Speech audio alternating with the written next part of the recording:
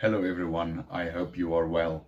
Today I want to speak about the point of Scripture. What's the point of this book? If we look at the first opening chapters of Genesis, in Genesis 3:15 we find the following verse. God speaking to the serpent.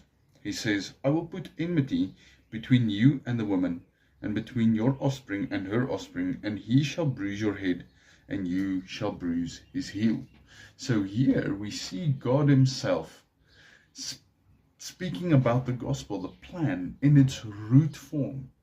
God declaring that from today I declare war with sin.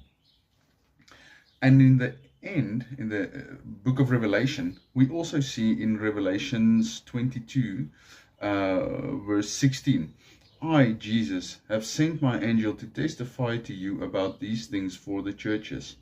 I am the root and the descendant of David, the bright morning star.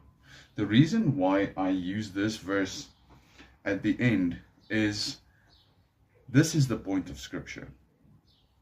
It shows Jesus being the Redeemer, the Savior, the Mediator, the Intercessor, the only one able to forgive, as he is himself fully God and he is himself fully man, the only person, the only being able to reconcile us. And this is the point.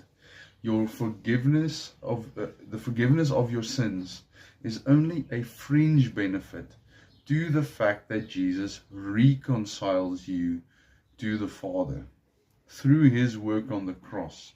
That's the point of Scripture.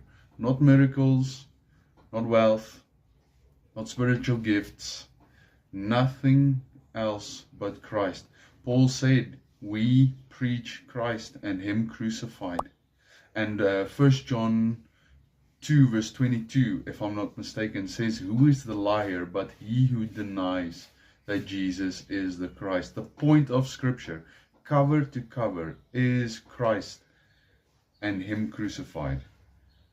Thank you guys. Drop a like, drop a comment, and please subscribe. Thank you.